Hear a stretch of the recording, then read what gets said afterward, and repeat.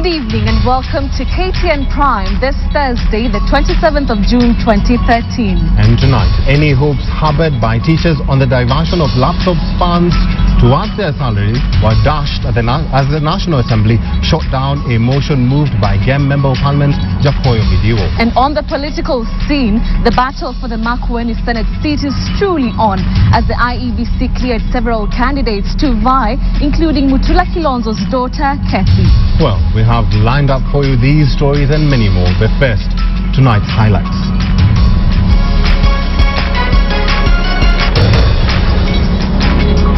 Big blow to teachers on day 3 of strike as members of parliament vote against diversion of laptops money.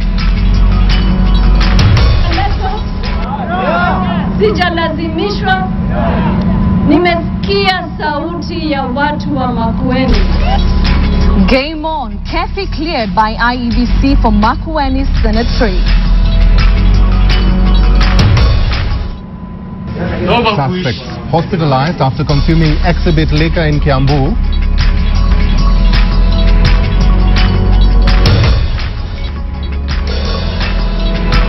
And on Frontier tonight, human waste as an alternative source of energy.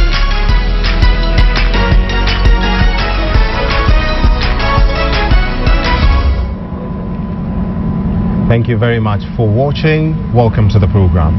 The nationwide teachers' strike entered its 3rd day today, with teachers vowing not to return to class until their allowances are paid. But as they continued their protests around the country, in Parliament, GEM Member of Parliament Jakoyo Midiwo moved a motion to use the funds for the school laptops projects to pay teachers, a motion that sent the August House into a frenzy. Catherine Omanto has these details. Our children are home. Our teachers are on strike out of a debt. Out of a debt which was incurred in 1997. The nationwide teachers' strike is making some members of parliament jittery. The mere mention of redirecting funds set aside for the laptop project sent the House into something similar to a marketplace. We will give teachers 47 billion shillings from the vote R106. We will then,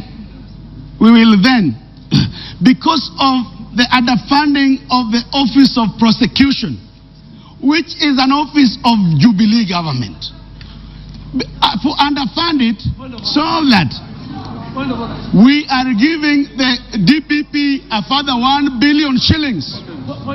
This drastic option by Jakoyo Midiwo forced MPs to take a vote through public ballot, so to speak.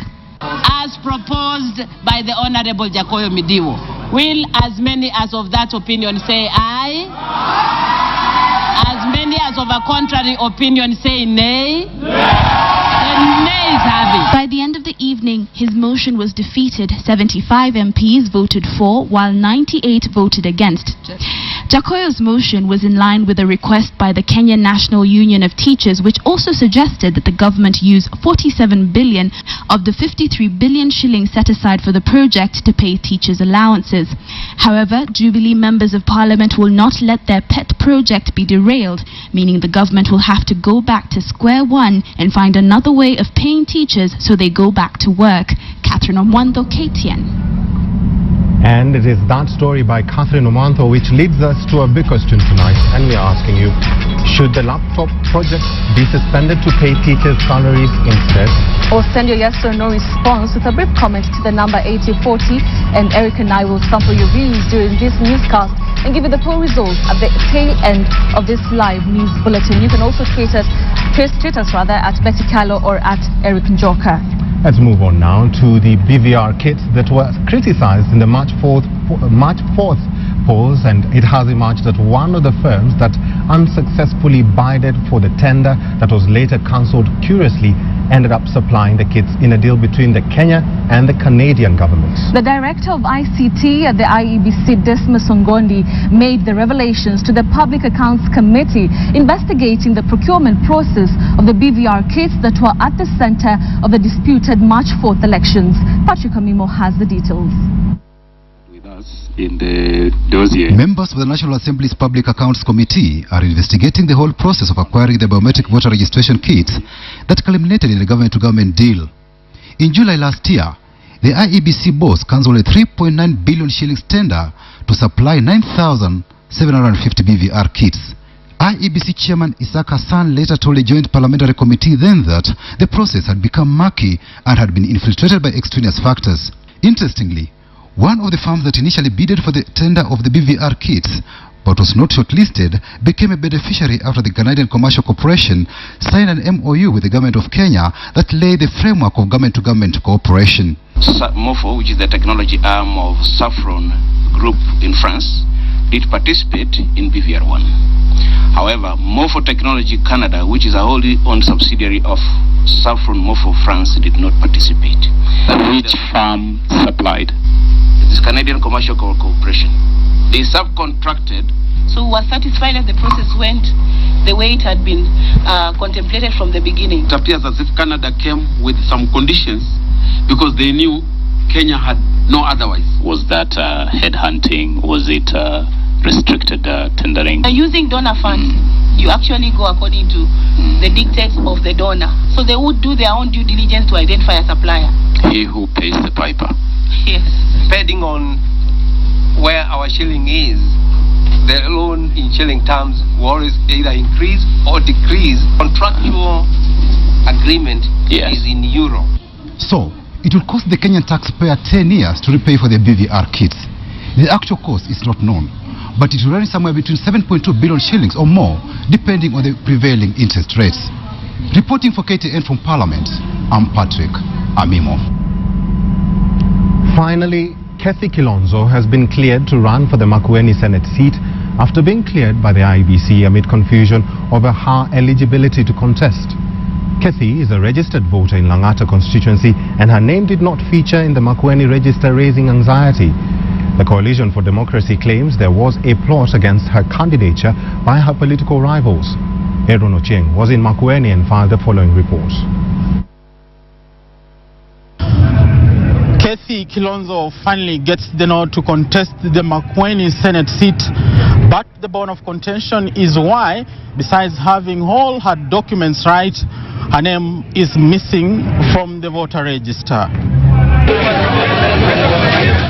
Tension was high in Wote, Makueni County, as Kathy Kilonzo waited for several hours to be cleared by the IEBC to contest the Makueni Senate seat. The IEBC officials took longer than expected to scrutinize her papers, as it emerged that Kathy's name was not in the voters' register. She is a registered voter in Langata constituency in Nairobi, but even still, the IEBC officials could not trace her name in the national register.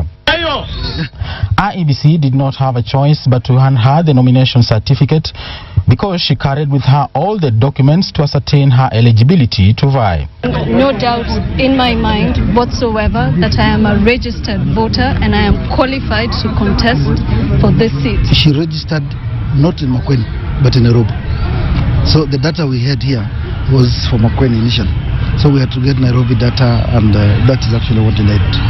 And we have finally confirmed.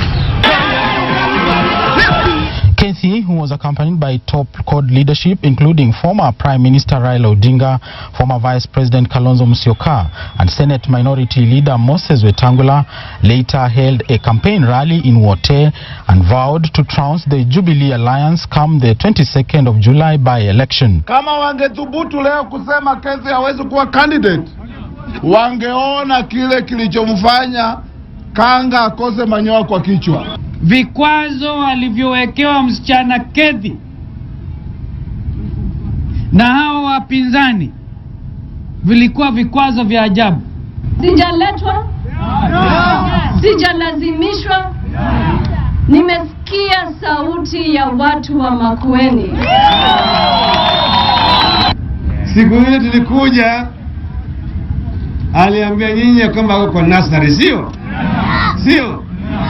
Leo mimi nimekuja tena kumpatia shahada ya degree.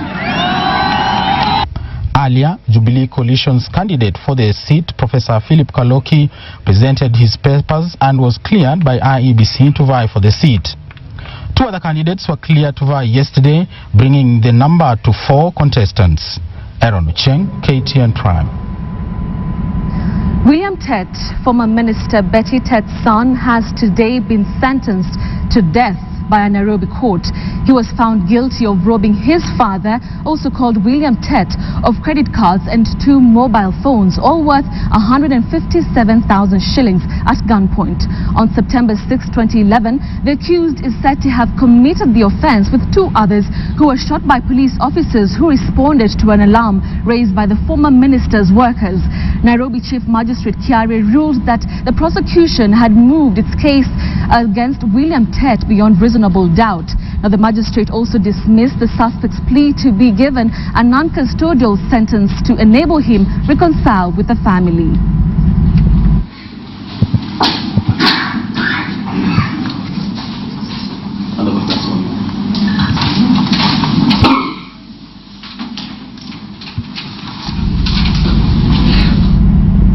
Now, 6 people are receiving treatment at a Kiambu hospital after drinking illicit brew meant to be used as exhibits in court.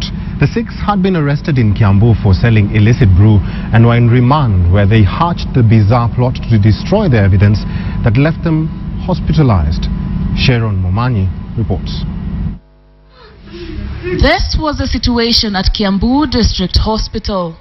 6 men were brought for treatment after consuming illicit brew, confiscated and placed as exhibits at a police station where they were being held in custody, a move that brought them to this.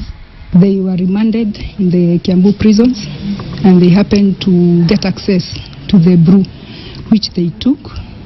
The 4 of them came in semi-conscious state, but we checked their vitals, their blood sugars were quite normal.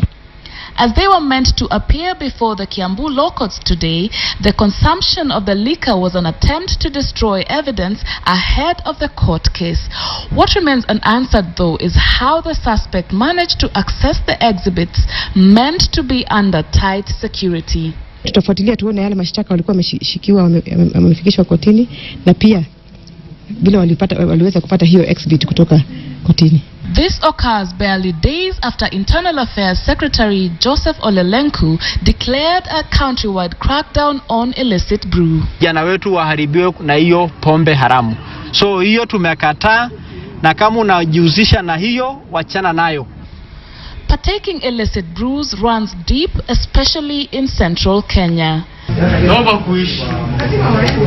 Sharon Momanyi, KTN. Necessary action into the disappearance of a 6-year-old albino child whose story was highlighted by KTN. In the expose, Prisoner of My Skin, KTN showed the stigma and trauma experienced by people living with albinism. And as Edith Kemani reports, national carrier Kenya Airways has denied allegations from a passenger claiming the airline may have facilitated trafficking of an albino child. This is the story that has prompted the Director of Public Prosecutions to request a video clip from KTN.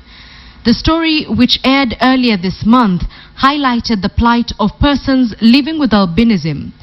The story told of how albinos are hunted and killed for their body parts believed to have medicinal value in some cultures. Kiriako Tobiko, in a letter to KTN, requested for transcripts of this feature to be availed to his office to enable him take necessary action against perpetrators behind these crimes.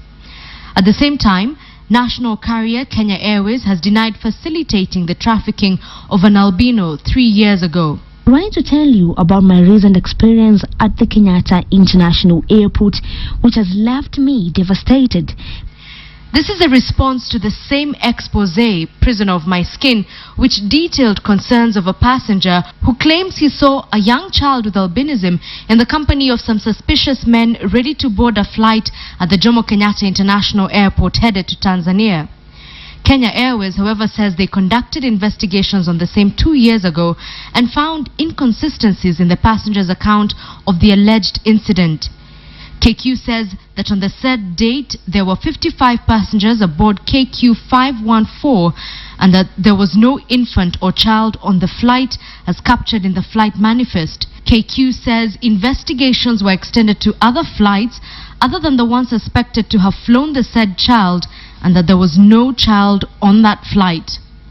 KQ further says it has in place tight flight procedures that could not allow the alleged incident to occur. It says that before a flight departs, the total number of passengers on board is subjected to various tallying procedures. It says in its investigations there were no discrepancies. Persons living with albinism have become targets owing to superstitious beliefs that they have healing elements in their body parts. Edith Kimani, KTN Prime. Now, nurses have come out in defense of the male nurse accused of raping a patient at the Kenyatta National Hospital. The National Nurses Association of Kenya today raised concerns on how the nurse could have raped a patient who was gravely ill at the busy hospital. This even as the hospital says it has subjected the patient to medical examinations and is now waiting the law to take its course. KISUMU has these details. Justice cannot be found on the corridors, and we cannot apply a mob justice. Our colleague is still innocent until proven guilty. The National Nurses Association of Kenya came to the defense of a nurse accused of raping a patient in a case that is generating more questions than answers. In April, a female patient was admitted to the hospital's specialized burns unit with 57% burns. On the night of 7th June, a male nurse came into her cubicle and allegedly raped her.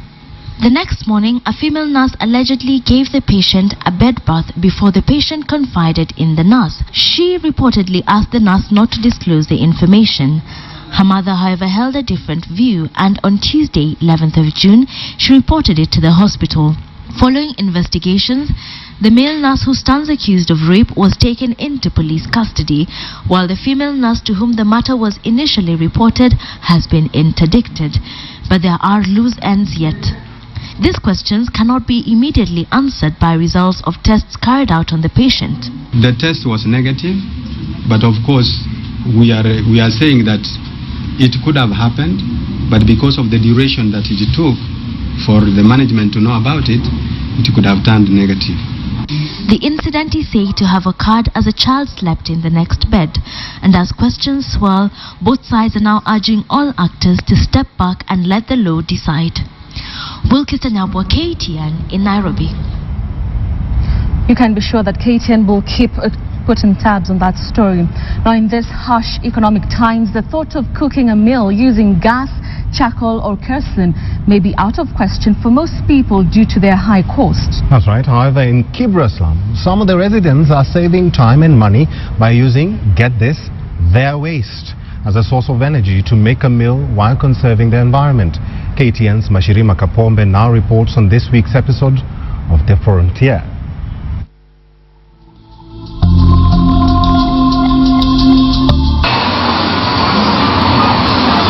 Kibra slum has for years been synonymous with poor living conditions, poor drainage, and most famous of them all, flying toilets.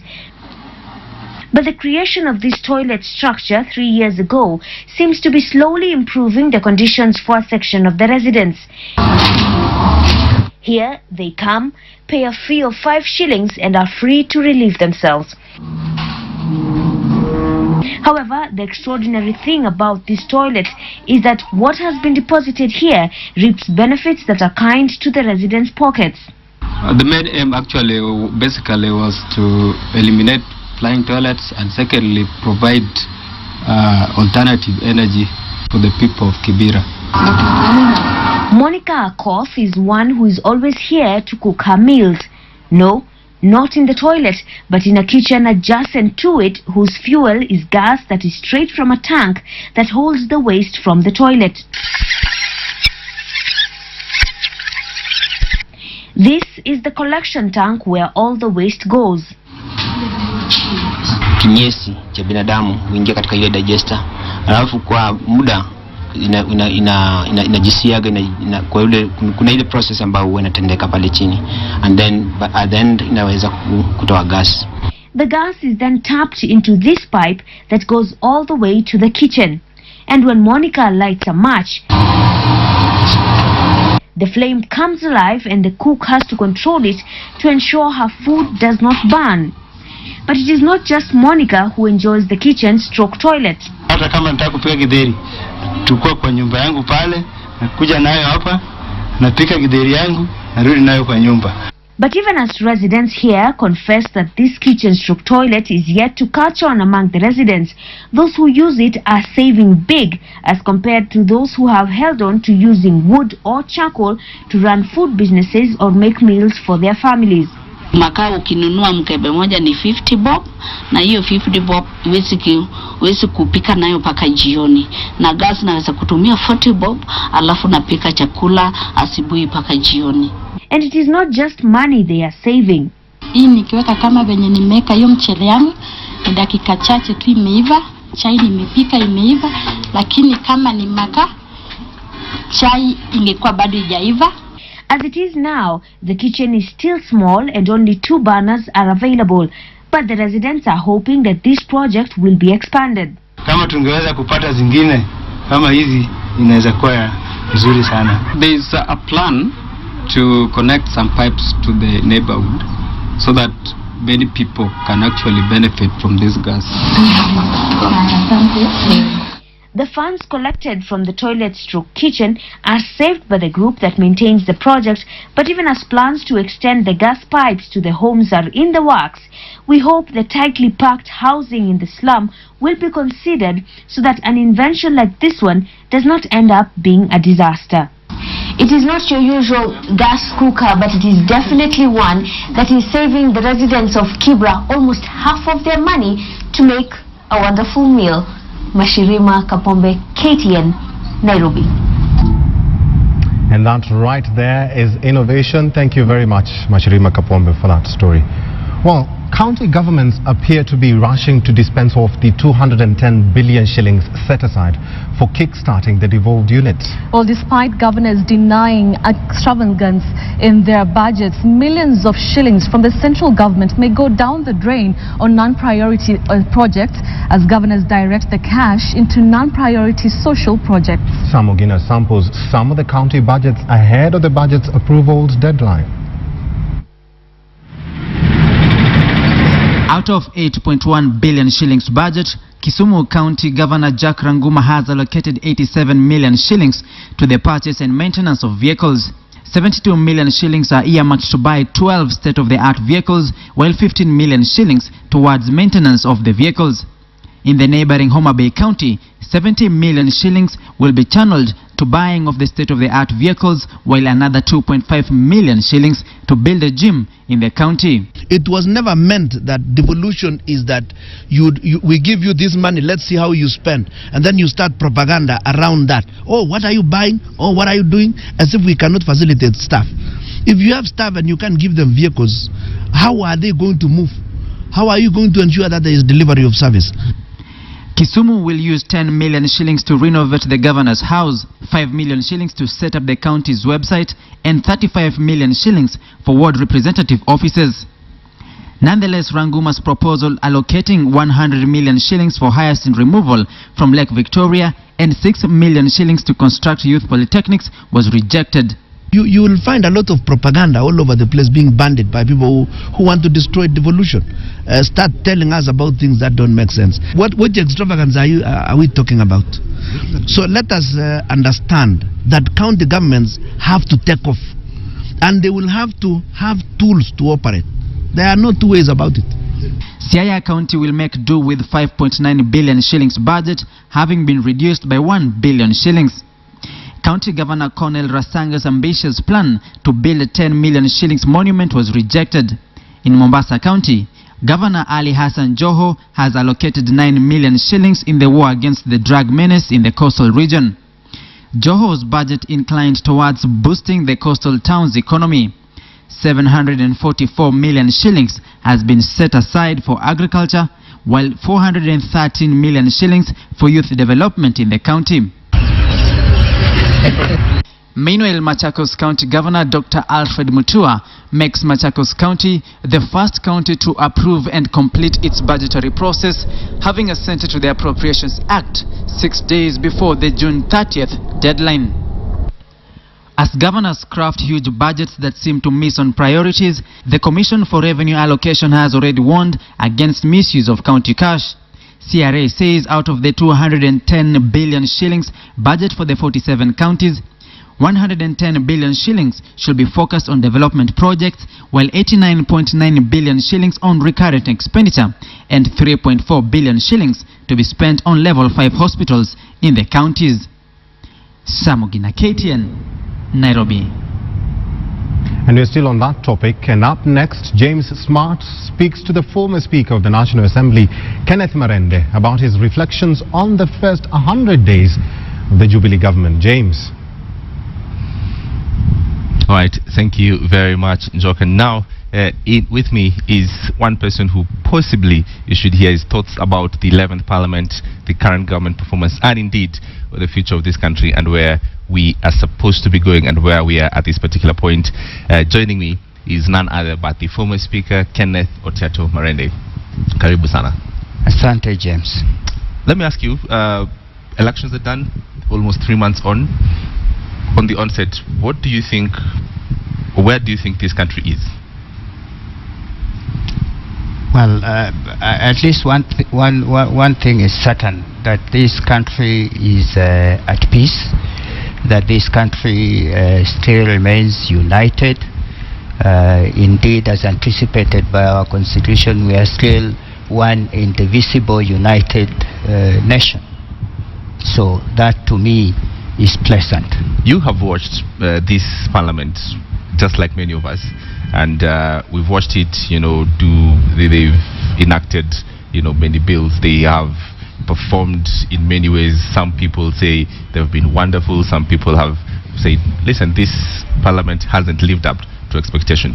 In your mind, in your thoughts, as someone who served in this parliament, led the last parliament, where would you place the performance of this parliament?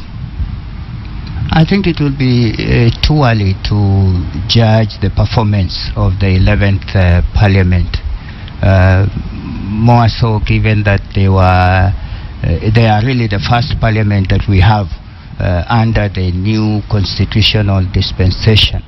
You know that this constitution, which is now the operational supreme law, was promulgated just about 1.5 years ago in August 2010. And so we are at the stage where we are really implementing new provisions that we are not so much used to, except for a short stint beginning after independence going to 1966. And since then we had a unicameral parliament. Now we have a bicameral parliament with new law. So there are challenges to this parliament, and perhaps it will be too soon to judge them. We have to give them some time to settle down and begin to perform. Although time doesn't wait for anybody, they are an institution and really they must work up and perform as expected. And hit the ground running. Speaking about that and the new constitution, we've seen the county governments trying to settle in. We've seen also some difficulties or some push here and there between the national government and the county governments. And the county governments have finally gave us their budgets. You look at it and many people are saying, listen, we're seeing governors, they've allocated money to their houses and vehicles and such things. In terms of this new constitution and its operationalization, have we hit the ground running? I will say no. We haven't. I think we did not prepare adequately for the onset of the new constitution. And as a matter of fact, county governments, for example, ought in the first place to have a roadmap. And you see a lot of them appearing to be in a hurry to address matters which, in my considered view, are not priorities. And one of the first things that each county really ought to have done is come up with a Marshall Plan, with a strategic plan, and say, look, this is where we want to go, and how shall we then get there? So there ought to be a priority list, and in my consideration, they don't seem to have it. They are like grubbling in the dark, and it's not helpful. Let's speak now generally about where this country is going and in terms of the future of this country. And in terms of the politics that we're seeing right now, with the teachers on strike, members of parliament the other day are asking for their salaries to be hiked. Doctors will be coming on soon, and people are saying we are in a space where the country should be moving forward in terms of development, but our politics seems to get the best of us every time. Yes, that will be an accurate assessment, because just like you and a lot of Kenyans, I'm a worried man, because in my view, this government, the new government as was elected on the 4th of March, should have gone into business at the earliest opportunity. And some actions that ought to have happened within the first few days, say 30 days, just did not happen, like formation of the government, which will entail items such as formation of the cabinet, and then the superstructure that goes with it, appointment of principal secretaries. That ought to have happened a lot faster than it has happened, in my view. And as things stand, we do not have so much time to perhaps figure out things. Even as those that are in key leadership positions prepared and went into elections, they ought to have had a clear vision formulated on where they want to take this country, so that we shouldn't have lost as much time as we appear to have lost at certain points. I must ask you this for my viewers who are asking, 3 months on, you've taken time to relax. What are you going to do with your life for the next 4 years? I wouldn't say I've taken time to relax. What have you been up to? Maybe our viewers do not know, but my background is such that I'm actually a trained lawyer, an advocate with a practicing certificate. I was admitted to the role of advocates in 1979, and I have dutifully taken out my practicing certificate every year. And this year, earlier on, round about the month of February, I took out my 34th practicing certificate.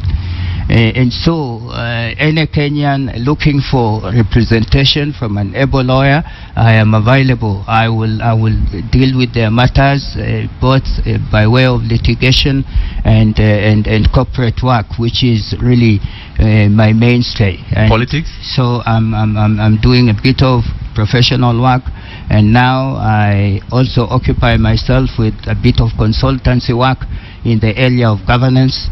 And so I haven't quite been idle. I've kept myself busy, exercising my mind as best as I can. In terms of politics, though?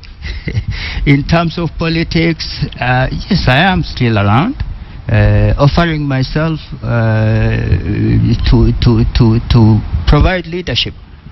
Because to be a leader, in my conception, one does not have to be in parliament.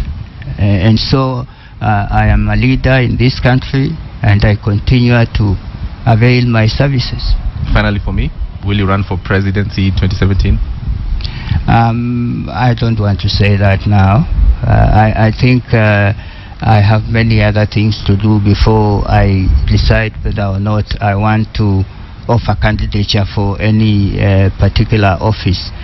I think my priority after exiting the Speaker's office is really to settle down to concrete things that I really want to do, things that please me. And I've partly told you that one of the things I enjoy doing now is consultancy in the area of governance. I'm also engaged to some extent in agri-business, and I want both these to grow.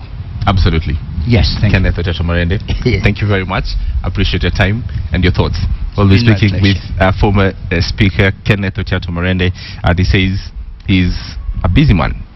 Now, long-distance transporters may soon breathe easy over new efforts put in place to ease decongestion at the port of Mombasa and on Kenyan roads. Mombasa Governor Hassan Joho says the central government has agreed to remove all non-tariff barriers except for the weighbridge at Mariakani. Joho also said goods headed for Uganda and Rwanda shall now be verified in their respective countries, not at the port. But as Ferdinand Omondi reports, the new verification rule may create a loophole for smugglers. Among the key issues discussed at the tripartite meeting in Kampala, Uganda, was the efficiency of the Mombasa port, which is key to Uganda and Rwanda's economies. One issue that was discussed and agreed upon was the implementation of a program for Uganda to collect customs duties before goods are released from Mombasa port. But it is the second resolution that may send alarm bells ringing. Containers headed for Uganda and Rwanda will no longer be verified from the port of Mombasa. The verification of goods for Uganda will be done in their home country. Joho says the new resolution was agreed upon at the request of Presidents Museveni and Kagame. However, it heightens the possibility of a new loophole. Smugglers may use this window to package contraband together with declared goods in the knowledge that they will not be verified at port. It raises a credible possibility that substandard goods, drugs and even small arms may be dumped in Kenya en route to the two countries. However, the governor says this threat will be countered with synchronized tracking. So that what we are going to do for purposes of tracking is to ensure that there is no, first of all, dumping, and if goods are meant to move from here to the border, then that is the only route the truck shall move, and it can be monitored both by Kenya authorities, Uganda authorities and Rwanda authorities. And in a move to ease traffic on the roads, Kenya shall have only one weighbridge at Mariakani. All the rest will be removed. Joho also disclosed that President Uhuru promised to invest heavily in Mombasa to provide infrastructure support for the port. The governor himself has shown intent by setting aside some 10% of the county's 21.8 billion shilling budget for transport and infrastructure. Ferdinand Omondi, KTN.